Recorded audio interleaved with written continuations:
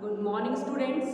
As you know that in the previous lecture we discussed about the importance of water, right? So students, in today's lecture we are going to discuss about the water cycle. आज हम water cycle समझेंगे. So firstly student, the question is कि इसको water cycle नाम क्यों दिया है या फिर हम वाटर साइकिल टर्म आता कहाँ से है. स्टूडेंट्स, क्या होता है, एज यू नो दैट कि हम वाटर को डे टू डे लाइफ में यूज़ कर रहे हैं. हम वॉशिंग के लिए यूज़ कर रहे हैं, ड्रिंकिंग के लिए यूज़ कर रहे हैं, बेदिंग के लिए यूज़ कर रहे हैं, एग्रीकल्चर में यूज़ कर रहे हैं, इंडस्ट्रीज में यूज़ कर रहे हैं. As I have already told you about that. Yes. So अब ये वाटर, इसके बावजूद भी, इसका इतना सारा यूज़ है, उसके बावजूद भी ये कांस्टेंट कैसे है, इसकी जो क्वांटिटी है ये कैसे कांस्टेंट है. So just because of the water cycle, जो ये साइकिल चलती रहती है, यानी कि जो वाटर है इसका यूज हो रहा है, फिर से रीयूज हो रहा है, राइट. सो ये इसी कारण है इसे वाटर साइकिल का नाम दिया है, क्योंकि जो वाटर है ये इतना यूज हो रहा है तब भी ये कांस्टेंट है. तो just because of water cycle, that's why हमने वाटर को क्या बोला था, renewable natural resource, right. So now let's move further and discuss water cycle. किस तरीके से ये साइकिल चलती है और वाटर रीयूज होता रहता है और ये कांस्टेंट रहता है अर्थ में. Okay. So students, this is a diagram. इस डायग्राम के थ्रू हम समझेंगे वाटर साइकिल. हमने यहाँ पे ड्रॉ किया है, इसके थ्रू हम और भी क्लियर से इसे समझेंगे. So firstly students, I would like to tell you about that कि जो आपकी वाटर साइकिल है ये डिफरेंट प्रोसेस से गुजरता है, यानी कि इसमें मेजर प्रोसेसेस आती है आपकी इवेपोरेशन और transpiration, condensation, precipitation and then down to the earth और surface of the water that can be sea, ocean, rivers, ponds and lake. Firstly एक इसकी जो एग्जैक्ट डेफिनेशन है उसके थ्रू हम समझेंगे. So that is constant flow of water from earth to the atmosphere and back to the earth is known as water cycle. यानी कि जो constant flow हो रहा है वाटर का, okay, from the surface of the earth, उसके बाद ये क्या हो रहा है आपके एटमोस्फेयर में जाके फिर से ये टर्न बैक हो रहा है आपके अर्थ के सरफेस में. This phenomenon is called water cycle. So one by one in processes को समझते हैं जो कि आपके वाटर साइकिल में आते हैं. So student, this is sea level. यहाँ पे आपका सी लेवल दिखाया है और यहाँ पे हमने रिवर्स दिखाए हैं. सो यहाँ पे जो प्रोसेस होता है आपका जो वाटर है सी का और आपके रिवर्स का, ये क्या होता है, सन की हीट या सनलाइट की वजह से इवेपोरेट होता है. And what is the process of evaporation? Evaporation process क्या है? When water convert into its water vapours. जब जो वाटर है वो अपने वेपर स्टेट में चेंज होता है ऑन हीटिंग. गर्म होने पर वाटर वेपर्स में कन्वर्ट होता है. That process is known as evaporation. Okay. Evaporation आपको समझ में आया. Then discuss about the transpiration. अब ट्रांसपिरेशन क्या है? तो जिस तरीके से स्टूडेंट्स यहाँ पे हमने देखा कि वाटर इवेपोरेट हो रहा है, आपके जो प्लांट्स होते हैं वो भी क्या करते हैं, यूज क्वांटिटी में वाटर को लूज करते हैं, वाटर अमाउंट को लूज करते हैं. और यहाँ पर भी जब सन की हीट बढ़ती है तो जो हमारे प्लांट्स होते हैं उनसे भी क्या होता है, वाटर एक्सटेंड निकलता है, रिलीज होता है. This process is known as transpiration.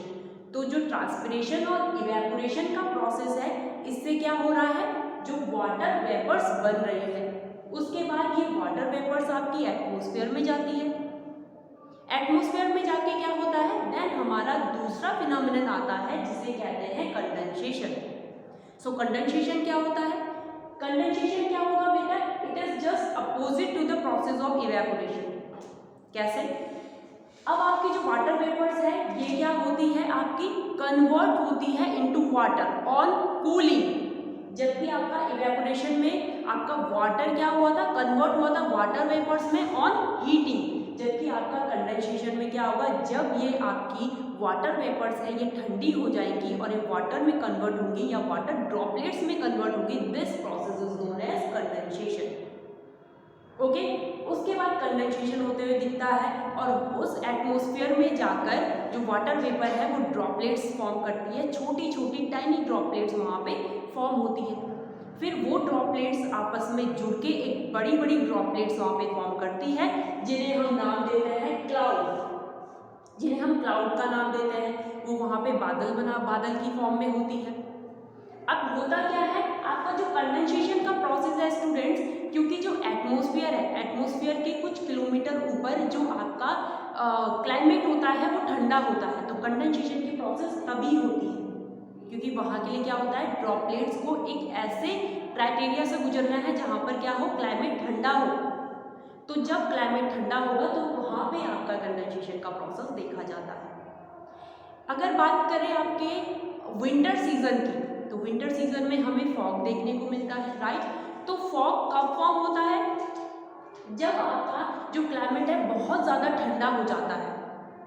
Okay, उससे आपकी ड्रॉपलेट्स नहीं बन पाती। और बेसिकली आपकी वैसे ड्रॉपलेट्स बनती कैसे है, क्योंकि हमारे एटमॉस्फेयर में क्या होते हैं बेटा, आपके डस्ट पार्टिकल्स होते हैं। तो वो जो वाटर वेपर्स ऊपर गई वो डस्ट पार्टिकल के साथ कंपोज हो जाती है, तो वो ड्रॉपलेट्स वहाँ पे फॉर्म करती है।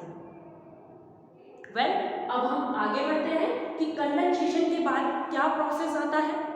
अब जब यहाँ पे आपकी वाटर ड्रॉपलेट्स बन चुकी है ठंडे होने पर, तो अब क्या होगा बेटा कि ये यहाँ पे क्लाउड्स फॉर्म हो गए। अब ये क्लाउड आपके क्या होंगे, बारिश के रूप में ये पानी नीचे आएगा। This is called precipitation. यानी कि प्रेसिपिटेशन क्या है, प्रेसिपिटेशन क्या है, जो आपके क्लाउड है ये आपके रेन के फॉर्म में जो नीचे आ रहे हैं अर्थ के सरफेस पर, अगेन उसे कहेंगे प्रेसिपिटेशन। अगर हम बात करें कि क्या स्नोफॉल जो है वो भी प्रेसिपिटेशन है, यस। जो ये आपका वाटर ड्रॉपलेट्स है, अगर बाय द वे हमारा क्लाइमेट बहुत ज़्यादा ठंडा है तो जो ड्रॉपलेट्स होती है वो फ्रीज हो जाती है और वो क्या बना देती है, स्नो फॉर्म कर देती है, जो कि आपकी सॉलिड स्टेट होती है वाटर की, राइट। सो अब क्या होगा, अगर स्नोफॉल भी होगा दैट इज ऑल्सो प्रेसिपिटेशन। अगर रेन होगी वो भी आपकी प्रेसिपिटेशन है। वन मोर थिंग, आपके विंटर सीजन में क्या होता है, हमारी जो लीव्स होती है, जब आप रात में क्या होता है, लीव्स क्या हो जाती है, लीव्स में आपको कुछ गीलापन दिखाई देता है, राइट। तो वो क्या हो जाता है, जो हमारी वाटर ड्रॉपलेट्स होती है यानी कि वाटर वेपर जो पहले होती है वो क्या करती है, टकराती है आपके किसी भी ठंडे सरफेस पर, राइट। क्योंकि अब मौसम कैसा है, ठंडा है, क्लाइमेट ठंडा है, तो आपकी लीव्स भी ठंडी रहेंगी, तो उन पर टकराती है, क्योंकि कंडेंसेशन तो तभी फॉर्म होगा, राइट। कूल क्लाइमेट में तो उन पे टकराती है, इसीलिए हमें क्या दिखता है कि जब हम सुबह उठते हैं तो हमें लीव्स जो है वो गीली नजर आती है, तो वो भी क्या है आपका, वो भी आपका प्रेसिपिटेशन है। यानी कि किसी भी फॉर्म में आपके जो क्लाउड्स या फिर आपकी वाटर ड्रॉप्स किसी भी फॉर्म में आपके अर्थ सरफेस पर गिरते हैं वो आपका प्रेसिपिटेशन है। अब उसके बाद क्या होता है, आपका जब रेन के फॉर्म में, यू नो दैट अबाउट, जब मैंने आपको सरफेस वाटर पढ़ाया था बच्चों, तो आपका रेन वाटर कहाँ जाता है, आपके पॉन्ड्स में, रिवर्स में, लेक्स में, सी ओशंस में। और आपको पता है लास्ट में जैसे सी ओशन है तो हमारा जो नदी नालों का पानी होता है ये लास्ट में कहाँ पे जाता है, आपके ओशन में जाता है, राइट। तो दोबारा से आप देखेंगे कि ये साइकिल कैसे चला, ये वाटर दोबारा से आपके डाउन आता है back to the earth surface, और फिर से आपका इवेपोरेशन का प्रोसेस होता है और कंटिन्यूअस ये प्रोसेसेस चलती रहती है। इवेपोरेशन, ट्रांसपिरेशन होता है, कंडेंसेशन होता है, देन प्रेसिपिटेशन होता है, देन ये प्रेसिपिटेशन आपके डाउन टू द अर्थ या फिर अर्थ सरफेस में आता है, आपके ओशंस में आता है, और ये साइकिल आपकी इसी तरीके से चलता रहता है। दैट्स वाई जो अमाउंट है वाटर का अर्थ में वो कांस्टेंट रहता है। Okay, so this is all about the water cycle. इसीलिए बेटा इसे हमें रिन्यूएबल नेचुरल रिसोर्स का नाम भी दिया है वाटर को। So you will have to draw this figure